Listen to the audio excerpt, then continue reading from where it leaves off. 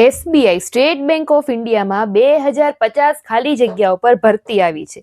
એના માટેના ફોર્મ ભરવાની શરૂઆત છે 29 જાન્યુઆરી 2026 થી થઈ ગયા છે. તમે એના ફોર્મ એસબીઆઈની જે ઓફિશિયલ વેબસાઇટ છે એના પર 18 ફેબ્રુઆરી 2026 સુધીના ફોર્મ છે એપ્લાય કરી શકશો. હવે ક્વોલિફિકેશનની જો વાત કરું તો તમે ગ્રેજ્યુએશન કરેલું હશે તો તમે આ એસબીઆઈના સીબીઓ એટલે કે સર્કલ બેઝ ઓફિસરની પોસ્ટ ઉપર ફોર્મ છે ભરી શકશો. ગ્રેજ્યુએશનની સાથે તમને મિનિમમ 2 વર્ષનો શિડ્યુલ કોમર્શિયલ બેંક અથવા તો રિજિયોનલ રૂરલ બેંકનો 2 વર્ષનો એક્સપિરિયન્સ હોવો જરૂરી છે, તો જ તમે આના ફોર્મ છે ભરી શકશો. સમજાણું? ગ્રેજ્યુએશન પ્લસ 2 વર્ષનો શિડ્યુલ કોમર્શિયલ બેંક અથવા તો રિજિયોનલ રૂરલ બેંકનો એક્સપિરિયન્સ હોવો જરૂરી છે.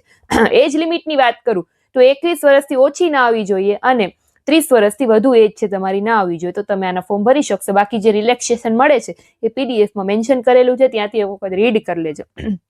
પીડીએફ ઓલરેડી મેં મારી ટેલિગ્રામ ચેનલ પર પોસ્ટ કરી દીધી છે, એક વખત ત્યાંથી આખી પીડીએફ રીડ કરી લેજો. બરાબર.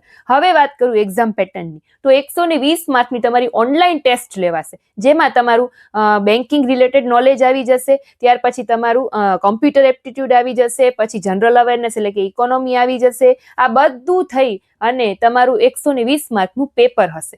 સિલેબસ પણ તમને પીડીએફમાં જોવા મળશે, ત્યાંથી એક વખત ચેક કરી લેજો. બરાબર. એટલે જેટલા લોકો ગ્રેજ્યુએશન કરેલું છે અને બેન્કિંગ ક્ષેત્રનો 2 વર્ષનો એક્સપિરિયન્સ છે, ખાસ એ લોકો આમાં ફોર્મ ભરજો, કેમ કે આ જે પોસ્ટ છે સીબીઓની એ સર્કલ બેઝડ ઓફિસર એટલે કે તમારા સ્ટેટમાં તમને નોકરી મળશે. ધારો કે તમે ગુજરાત સર્કલ સિલેક્ટ કર્યું તો એમાં ને એમાં જ ગુજરાતમાં જ તમને એસબીઆઈમાં ચાન્સ મળશે નોકરી કરવાનો. બરાબર. તમારા સ્ટેટની બહાર નહીં જવું પડે, કેમ કે સીબીઓની પોસ્ટ છે.